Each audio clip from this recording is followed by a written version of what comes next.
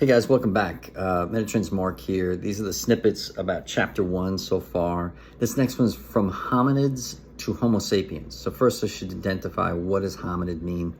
And it's actually an early human being. It's a really pre-human being, sometimes referred to as a proto-human being.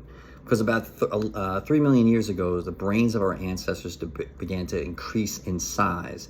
As a result, this trend in evolution, humans would become capable of performing more complex tasks, such as hunting from a distance, collaborating with other members of our species, and taming fire for our own benefit.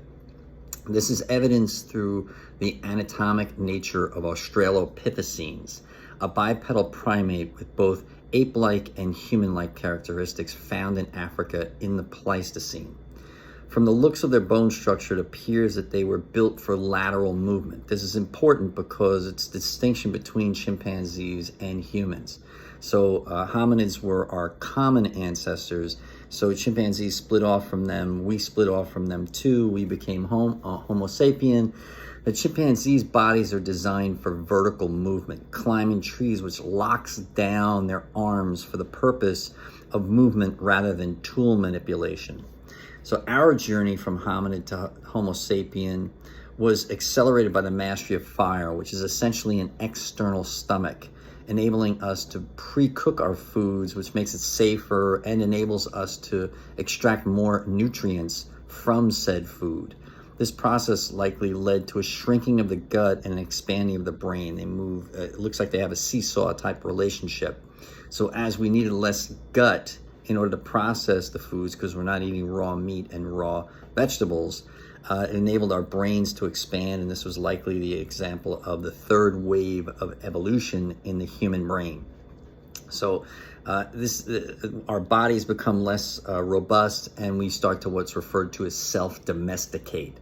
Compared to our ancestors, the Neanderthals, which were much more robust than we were. This is a now extinct species of humans that was widely distributed through the European Ice Age about 120,000 to 35,000 years ago. So an example of this would be an unknown comedian. I wish I could remember this guy's name to give him proper credit for it, but I'm quoting him. He said, "I'm not sure how zombies eat people. My teeth are so dull they can barely get through apple skins." So our teeth get duller, our canines recess back into the line with the rest of our teeth. So that's a sign of self-domestication. The size differences between males and females tends to grow closer as a result of this self-domestication. So if we understand the workings of the mind today, we must first understand the lives of ancient humans in the savannas of Africa. This is a quote from Daniel Gardner, who wrote the book The Science of Fear on page 107.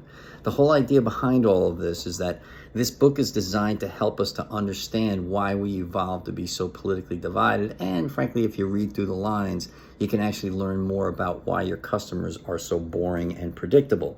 Now, boring and predictable might seem bad, but that's only if you're the news. See, the news needs to sell its advertising space for more and more money.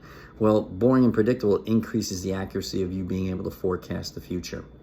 So when we originally set out to write this book, it was designed to help people predict why human beings are so boring in order to make it so they could sell more stuff to more people. But we felt the moral obligation, because every single page of the book was leaping off the pages, was this is why we're so politically divided. And frankly, that is the greatest existential threat we face. Because the vestiges of the pre-Homo sapien brain still remain in our biology and are hundreds of millions of years old. In effect, this section of our brain is a metaphorical veteran that supported our ancestors well.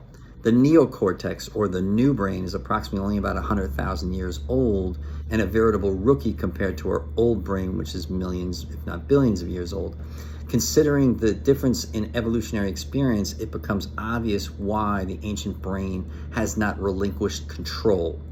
So in the book, The Righteous Mind by Jonathan Haidt, out of 2012, Jonathan Haidt notes that the slower, more accurate brain, the neocortex, evolved as a servant of the ancient brain. This is why the monkey brain's really in charge, even when we think we are in control. So thanks for watching. Stay tuned for more of these. If you like what you saw, subscribe and hit the like button. If not, please tell us why not, and so we can improve these videos and keep bringing you more information. Thanks so much for watching, guys. Stay tuned for more.